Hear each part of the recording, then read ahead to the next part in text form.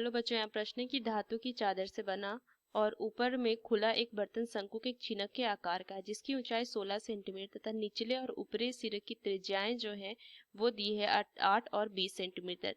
तो 20 रुपये प्रति लीटर की दर से इस बर्तन को पूरा भर सकने वाला दूध का मूल्य ज्ञात कीजिए। साथ ही इस बर्तन को बनाने के लिए प्रयुक्त धातु की चादर का मूल्य 8 रुपये प्रति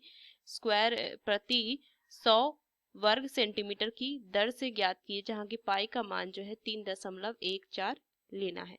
तो चलिए इस प्रश्न को हल करती हूँ। तो सबसे पहले अगर मैं इस प्रश्न का मुख्य अवधारणा आयतन, अब देखिए यहाँ से अगर मैं लिखूं कि जो बर्तन है वो क्या है, शंकु के छिनक के आकार का है। तो अगर मैं बर्तन यहाँ से लिखेंगे कि बर्तन को बनाने में प्रयुक्त धातु की चादर का अगर मैं क्षेत्रफल देखूं तो ये किसके बराबर हो जाएगा, इस शंकु का वर्ग पृष्ठीय क्षेत्रफल जोड़ में ये क्या लिख लेंगे, जो ऊपरी सिरा है, सॉरी निचली सिरा है, तो ये किसके बराबर हो जाएगा, इस ये जो छिनक है उसके वर्ग पृष्ठीय क्षेत्रफल जोड़ में ये निचली सिरा है उसका क्षेत्रफल। तो यहाँ से मैं लिख सकती हूँ क्या कि पाई गुना R1 जोड़ में R2 गुना L जोड़ में यहाँ से क्या लिखेंगे पाई R का वर्ग, ये निचली जो है सिरा उसका क्षेत्रफल, ये वृत्ताकार का है ना। तो चलिए प्रश्न को हल करते हैं। तो सबसे पहले अगर मैं देखूं कि जो शंकु है, शंकु के छिनक के आकार का बर्तन है, आकार के बर्तन के लिए जो जो हमें प्रश्न में दिया है वो लिखेंगे। तो R1 मान लेते हैं ये 20 सेंटीमीटर है। हम ये जो त्रिज्या है ना इसको R1 से लिखेंगे और इस त्रिज्या को R2 से लिखेंगे। R2 जो है वो 8 सेंटीमीटर है। H जो है वो ये जो है ये मुझे दिया हुआ है 16 सेंटीमीटर। तो अगर मैं तिर्यक ऊंचाई देखूं तो इसका सूत्र होता है H का वर्ग जोड़ में R1 माइनस में R2 का वर्ग। तो ये मान कितना हो जाएगा, 16 का वर्ग जोड़ में 20 माइनस 8 12 का वर्ग, तो मान आ जाएगा 400। तो इसको लिख सकते हैं 20 सेंटीमीटर। अब अगर मैं देखूं कि बर्तन बनाने में प्रयुक्त धातु की चादर का जो क्षेत्रफल होगा वो किसके बराबर होगा, शंकु के वर्ग पृष्ठीय क्षेत्रफल जोड़ में ये निचले सिरे जो है उसका, ये जो निचला सिरा है उसका क्षेत्रफल।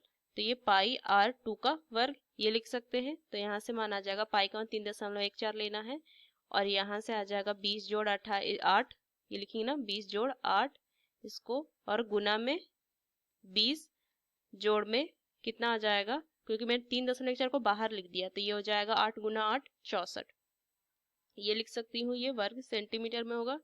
तो 3.14 देखिए ये कितना मान आ जाएगा 560 जोड़ में 64। तो ये अगर गुना करूँ 3.1 गुना में 624 तो मान जो आ जाएगा 1959.36 वर्ग सेंटीमीटर। ये आ गया क्या, धातु की चादर का क्षेत्रफल। अब अगर मुझे देखिए कि दिया है 100 वर्ग सेंटीमीटर धातु की चादर का मूल्य दिया हुआ है 8 रुपए। तो 1 वर्ग सेंटीमीटर धातु की चादर का मूल्य अगर मैं ज्ञात करूं तो 8/100 होगा रुपए में। उस तरीके से अगर मैं 1959.36 वर्ग सेंटीमीटर धातु की चादर का मूल्य ज्ञात करूं तो ये हो जाएगा 8/100 गुना में 1959.36। तो इसको अगर मैं गुना करके लिखूं तो कितना आ जाएगा मान, ये आ जाएगा 156.75 रुपए। अब आगे इस प्रश्न को देखिए तो यहाँ से लिखेंगे कि बर्तन में उपस्थित दूध का आयतन। तो ये शंकु के आयतन आयतन जो हो जाएगा वो कितना हो जाएगा, देखिए 1/3 पाई गुना h r1 का वर्ग जोड़ में r1 गुना r2 जोड़ में r2 का वर्ग। तो 1/3 गुना में इन 3.14 रखेंगे पाई का मान, गुना में 16, और इधर हो जाएगा 20 का वर्ग जोड़ में 20 गुना 8 जोड़ में 8 का वर्ग। तो मान कितना आ जाएगा, देखिए 1/3, और इसको हम गुना कर देंगे तो हो जाएगा 50.24, और इधर गुना कर देंगे तो कितना हो, सॉरी यहाँ से कितना हो जाएगा इसका वर्ग, 400 जोड़ में 160 जोड़ में 64। तो मान कितना हो जाएगा 1/3, या फिर इसको मैं लिख देती हूँ कि 50.24 बटा में 3, गुना में सबको जोड़ेंगे तो 624, और ये घन सेंटीमीटर में होगा। इसको आगे गुना करेंगे वो 10,449.92 घन सेंटीमीटर आएगा।